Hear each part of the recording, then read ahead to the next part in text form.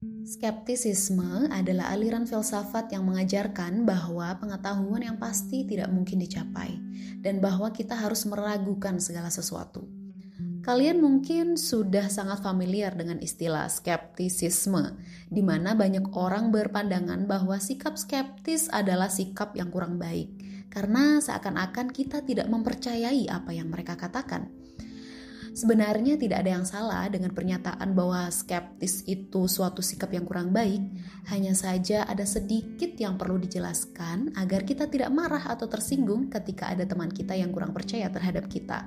Mungkin dia sedang mengadopsi filsafat skeptisisme. Hai, kembali lagi di channel Logika Official. Kali ini kita akan ngobrolin tentang skeptisisme. Apa sih skeptisisme? Well, mari kita cari tahu tentang ini. Kita tahu bahwa banyak sekali aliran filsafat yang tersebar luas di dunia ini. Bahkan hampir semua negara di dunia ini sudah terjaring oleh beberapa aliran filsafat seperti Platonisme, Aristotelianisme, Stoikisme, serta masih banyak lagi aliran-aliran yang lainnya. Namun, pada video kali ini kita akan membahas aliran skeptisisme. Skeptisisme berasal dari bahasa Yunani, yaitu skeptomai, yang berarti meragukan atau menimbang. Skeptisisme pertama kali muncul di Yunani kuno pada abad keempat sebelum Masehi dengan tokoh-tokoh seperti Pyrrho dan Timon. Mereka mengajarkan bahwa tidak ada satupun klaim atau proposisi yang dapat diketahui pasti kebenarannya. Mereka juga mengajarkan untuk menghindari kesimpulan yang berlebihan dan menghindari keyakinan dogmatis. Skeptisisme juga berkembang di Romawi kuno dengan tokoh-tokoh seperti Sextus Empiricus. Skeptisisme tidak hanya menolak keyakinan-keyakinan yang dipegang oleh masyarakat umum, tetapi juga meragukan kebenaran dari keyakinan-keyakinan yang mendasar dalam pemikiran filosofis itu sendiri. Skeptisisme terus berkembang hingga saat ini dan memiliki beberapa bentuk yang berbeda. Salah satu bentuk skeptisisme modern adalah skeptisisme ilmiah yang mendasarkan pengetahuan pada bukti-bukti empiris dan menghindari klaim yang tidak dapat diverifikasi secara ilmiah. Bentuk skeptisisme lainnya adalah skeptisisme moral yang menolak keberadaan nilai-nilai moral yang objektif dan mendasarkan pandangan moral pada konvensi sosial dan individu. Dalam video kali ini, kita hanya akan membahas filsafat skeptisisme secara umum. Silakan kalian bisa pelajari lebih lanjut mengenai filsafat ini dalam buku yang akan saya rekomendasikan di akhir video. Meskipun keraguan terhadap keyakinan dan kebenaran merupakan ciri utama dari aliran skeptisisme, namun skeptisisme juga mencakup sebuah pendekatan sistematis dan kritis dalam mengunci dan mengevaluasi keyakinan-keyakinan tersebut. Seorang skeptikus tidak hanya secara refleks meragukan segala sesuatu, tetapi lebih pada memiliki keraguan yang sehat dan selalu mencari bukti dan argumen yang kuat untuk mendukung keyakinan atau kebenaran yang diklaim. So, dapat dikatakan bahwa skeptisisme itu merupakan suatu sikap kritis yang menguji kebenaran dengan cara meragukannya. Sederhananya, sikap skeptisisme tidak hanya kita meragukan akan suatu pernyataan atau kejadian, tapi kita juga dituntut untuk meneliti dan mencari tahu sampai kita benar-benar yakin bahwa pernyataan tersebut dapat kita terima. Artinya, sikap skeptis memiliki keraguan yang sehat dan selalu mencari bukti dan argumen yang kuat untuk mendukung keyakinannya. Oke, kita ambil sebuah contoh. Klaim bahwa minuman herbal dapat menyembuhkan penyakit tertentu misalnya. Seorang skeptis tidak akan begitu langsung mempercayai klaim tersebut, lalu kemudian melakukan penelitian dan mencari bukti yang kuat untuk menerima atau menolak klaim bahwa minuman herbal dapat menyembuhkan suatu penyakit. Kita ambil contoh lain misalnya, seorang skeptikus dapat meragukan kebenaran suatu klaim paranormal, misalnya klaim bahwa seorang dapat berkomunikasi dengan arwah atau orang yang sudah meninggal. Mereka mencari bukti dan melakukan uji coba untuk membuktikan atau membantah klaim tersebut. Sikap ini pula lah yang diterapkan oleh si pesulap merah kepada para targetnya. Seorang skeptikus dapat meragukan kebenaran suatu klaim politik, misalnya klaim bahwa suatu kebijakan akan menguntungkan masyarakat, dan kemudian mereka akan mencari bukti dong tentunya, dan mempertimbangkan sudut pandang yang berbeda sebelum membuat keputusan atau memberikan pendapat. Dan sikap ini sering diterapkan oleh Rocky Gerung.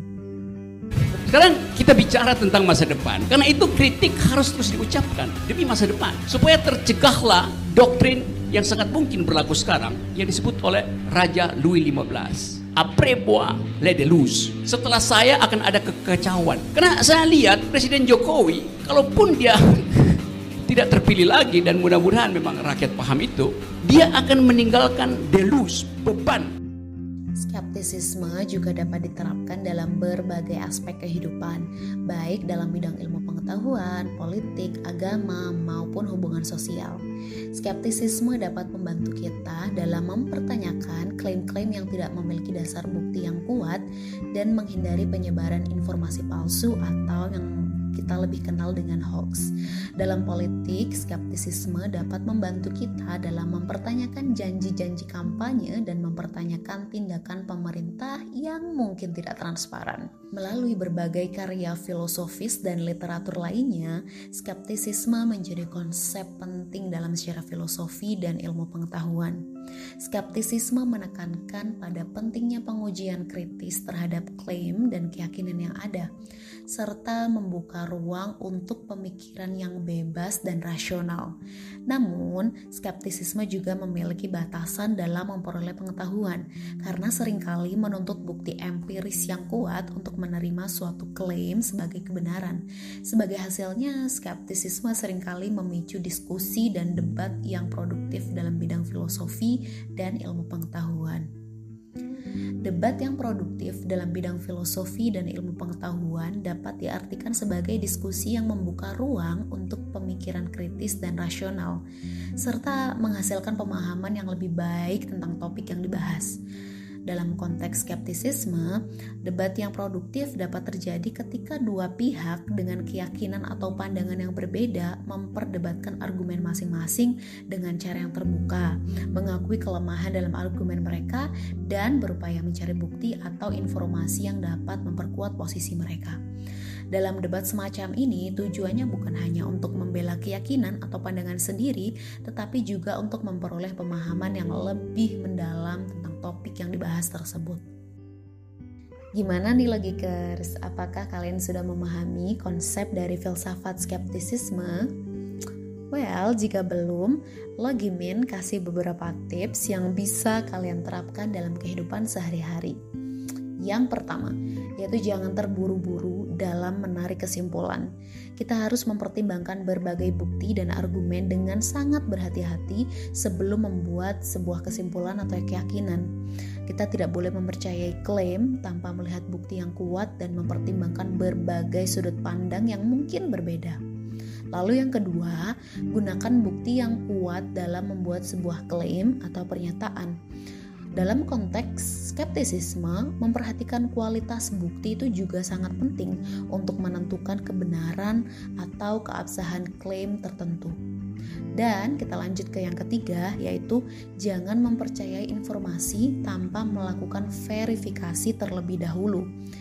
Oke, verifikasi adalah suatu tindakan untuk memastikan kebenaran atau keabsahan klaim yang diberikan melalui cara-cara yang sesuai dengan metode ilmiah.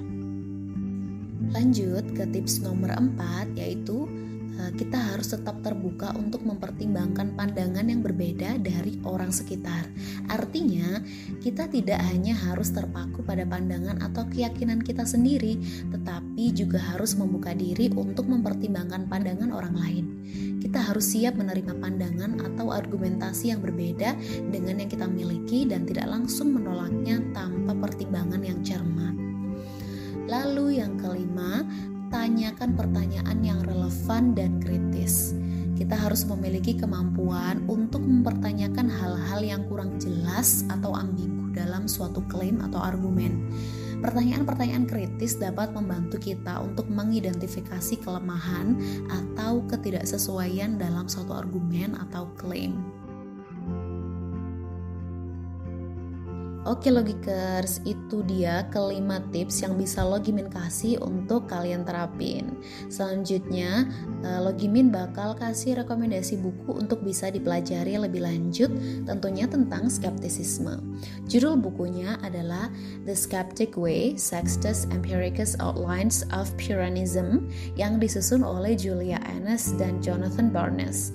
Buku ini membahas aliran skeptisisme Pyrrhonic kuno yang dikembangkan oleh Sextus Empiricus dan menjelaskan teori-teori skeptisisme dan bagaimana mereka diaplikasikan dalam pemikiran filosofis.